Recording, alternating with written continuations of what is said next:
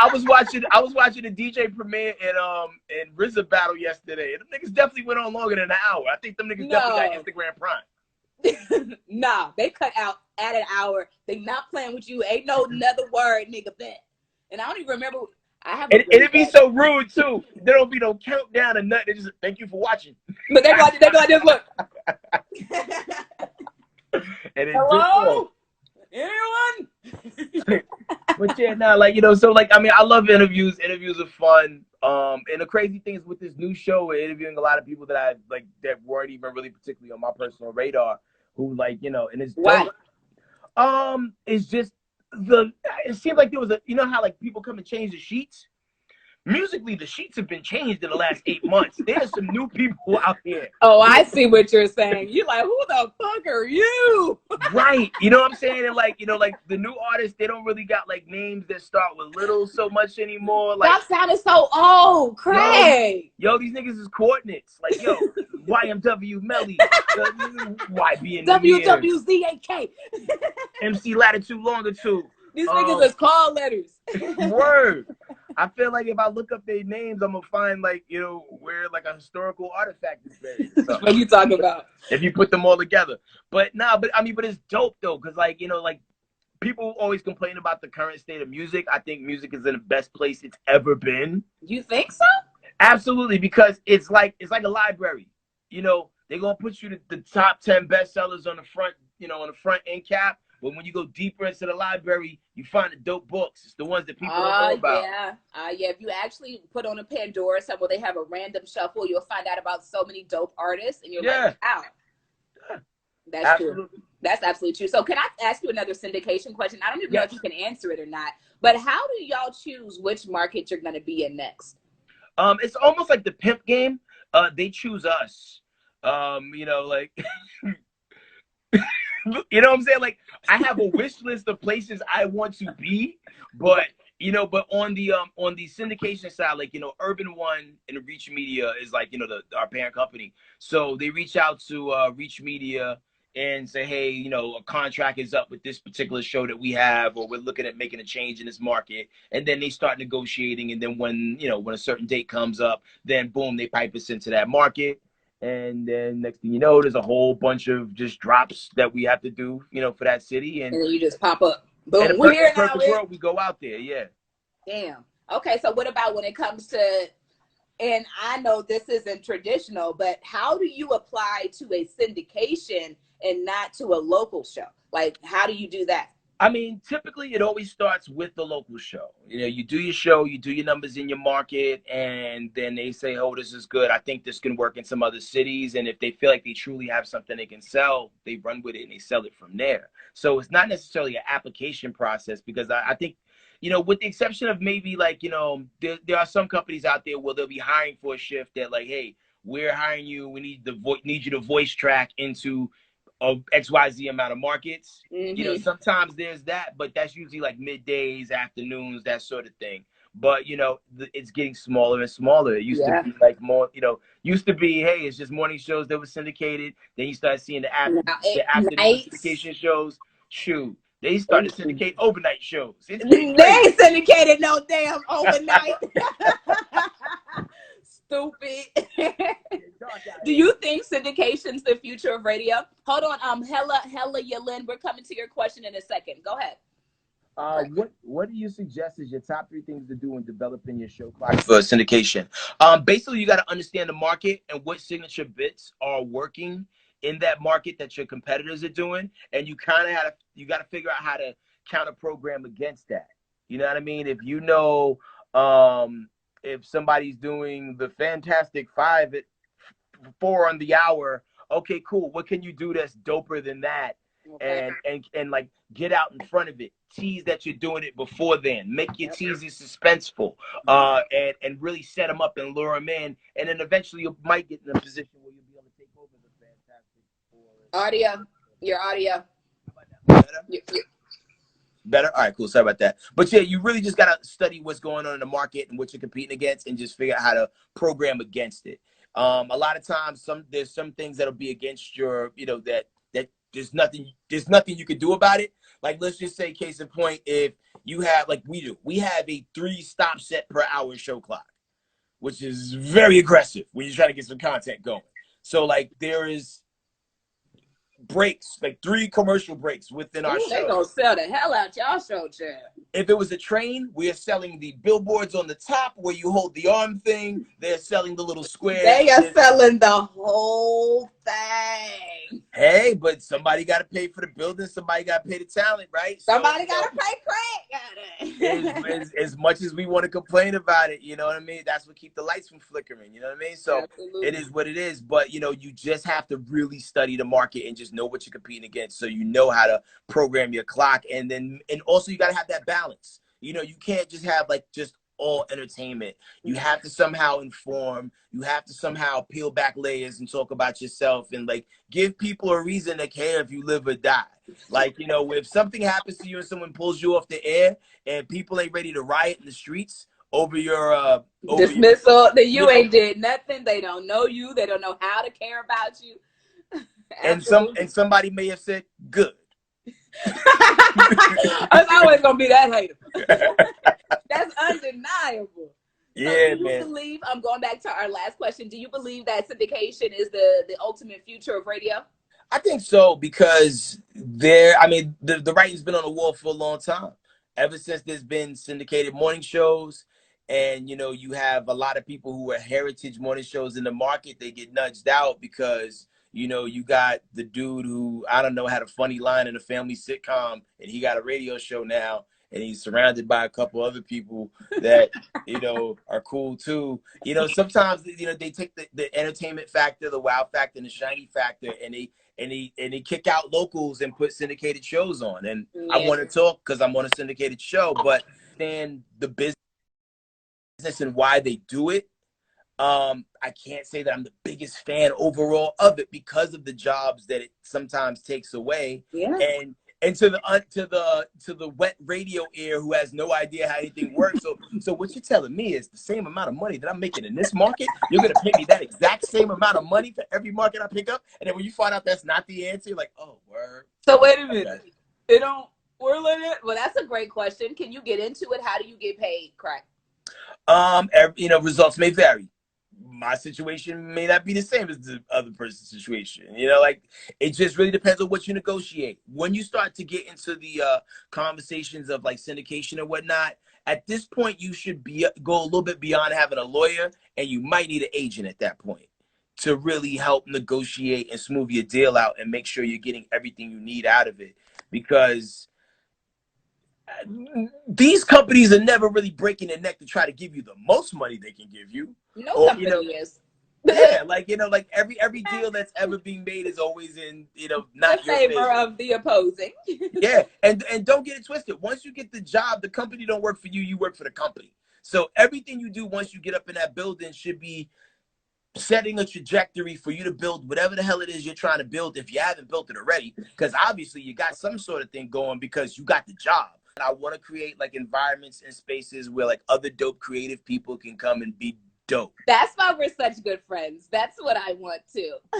Word. Like, I mean, because at the end of the day, like, when you look at what people like Nick Cannon are doing, when you look at what people like Tyler Perry are doing, I mean, even though Tyler Perry says he's writing it all, you know, but at least you go on that lot and you're like, damn, man, like, some black hands did this, and he did it his way. When you look at how dope Nick Cannon's operation is set up and how flawless it is, it's inspiring. Because, you know, he put himself in a position to where, like, hey, you can't fire me, I'm the check writer.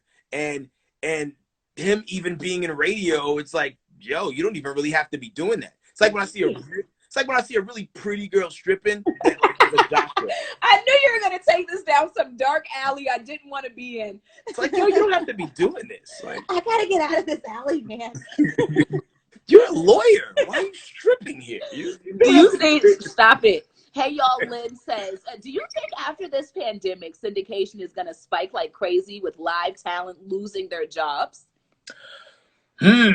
Well, don't know if you've been looking around the business for the last couple of weeks. It is disgusting out there, man. Yeah, there's been bloodbaths, like, you know, all across the business. You know what I mean? And, like, I'm still, like, finding out people who no longer, like, are employed, and it's the saddest thing ever. And the crazy thing is, when you look at how radio is structured, especially from a market, not a marketing side, but from a revenue side, right? Some cities more so than others. Yeah. When you turn on the radio and you hear the commercials, tonight at Club Babalu, we have blah, blah, blah. Then the next commercial. You say that. All events. All so parties. When that's dead, that is like such a big chunk of the stations or the company's revenue getting just ripped out right away. Yeah. So at the end of the day, like, hey, they don't just have money. They can't just print money to pay people. On payroll. Yeah, and the world is going to be different when this pandemic is over, because, you know, I don't know if do you ever, I know me and you never really vibe on no sci-fi shit, but like I really be trying to bring you to the dark side. You don't watch The Watchmen, do you? No, you don't. Okay. So for anybody that's in the chat room right now, if you happen to watch The Watchmen on HBO, or even seen the Watchmen movie. I've seen the Watchmen movie. Okay, so you know how like Dr. Osmond, I can never say this dude's name. Dr. Osmond, whatever, the guy who faked the event in New York, but it really killed people? I don't know it that well. I watched it one time. I was half sleeping. That's what's up. So he was he was a good guy, but he was the bad guy for the sake of the movie, right? With the changing faces?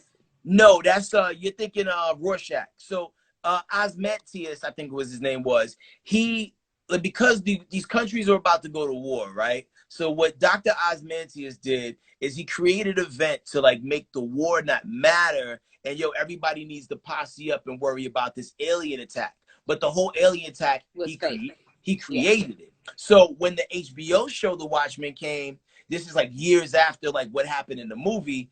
Every now and then he would make it rain these little squid that look like the giant alien, just to let you know that this could happen at any point in time. So I say all that to say that this whole coronavirus thing, it's the boogeyman that they can pull out of their pocket whenever they want and just slow things down again whenever they want. I'm not saying that someone made it up, but that's a big theory. That is a widespread theory.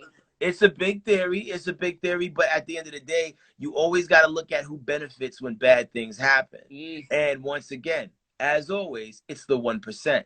The economy topples, the stocks dip low. Who gets to buy those stocks back up? Oh, yeah, the rich people who already, had vested interest in the stocks. You said something then. And there's people who knew this thing was coming down the pipeline. That's why so many people got caught up in that stock scam before everything jumped off. A bunch of people pumped off their stocks because they knew this thing was coming. And some, Lord have mercy. Honestly, a lot of people have really asked about that when it comes to this pandemic. When it's done, what's going to happen? How's the market going to be? Who's going to have a job? Who's not going to have a job?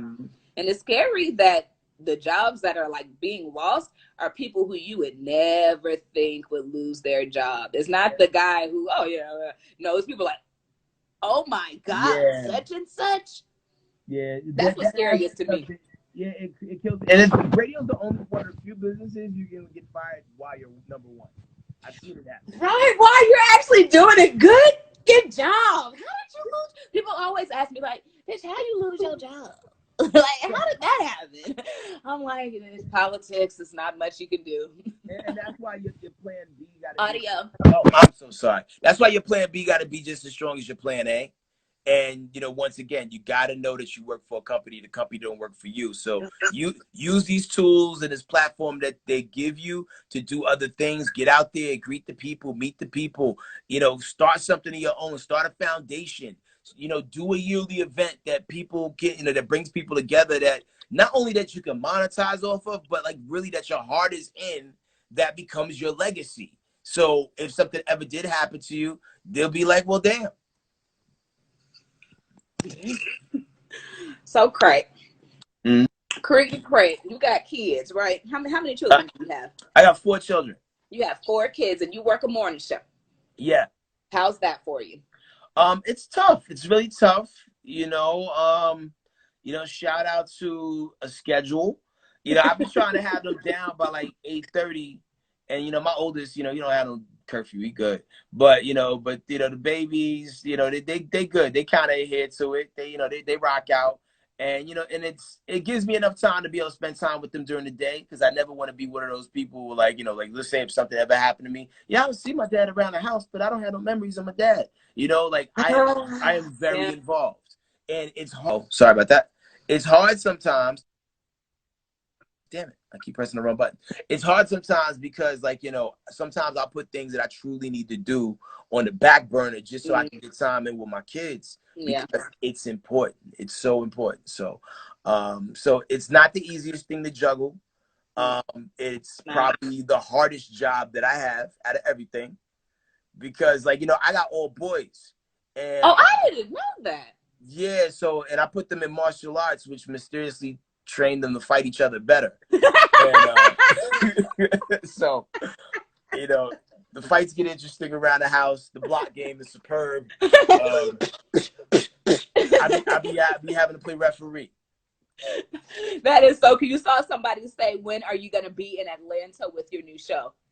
You know, the rumor is, I mean, if I was a gambling person, I'd probably say maybe top of the year, but if we're lucky, maybe as early as June. But I think that's a little hectic. That's a little hectic and ahead of the card. I mean, like, the weekend show comes on the weekends, you can catch that. But as far as like being on Monday through Friday, in a perfect world, June, but maybe as late as January. Dang. And you mean January 2021? January 2021. All the way coming back. Dang. Yeah. Did you ever see yourself being in this position, Crack? I saw it in the overall vision of how I saw this all playing out. I didn't know what the timetable was going to be, and never did I cry about it, lose sleep, or be like, oh, I want my show. Like, I never felt that way about it. I just knew it was part of the overall journey. Because once again, I don't look at anything at any. I view time so differently than everybody else does. That's why, like, sometimes when, like, and it's weird what I like benchmark things with. I benchmark things with music. I can tell you what was going on based on what song was out at the time. I'm just weird like that, or what artist. Like, I put your music, man. We know. Yeah, but I mean, but that's how I mark things. Yeah, it's so weird for me. But yeah, I mean, I just knew there would be this. I knew somehow I would be doing entertainment TV. That's why when I was like 5 or 6 years old, I stayed up late and watched Entertainment Tonight. I didn't even know why. I was like, yo, I'm gonna need to know these white people.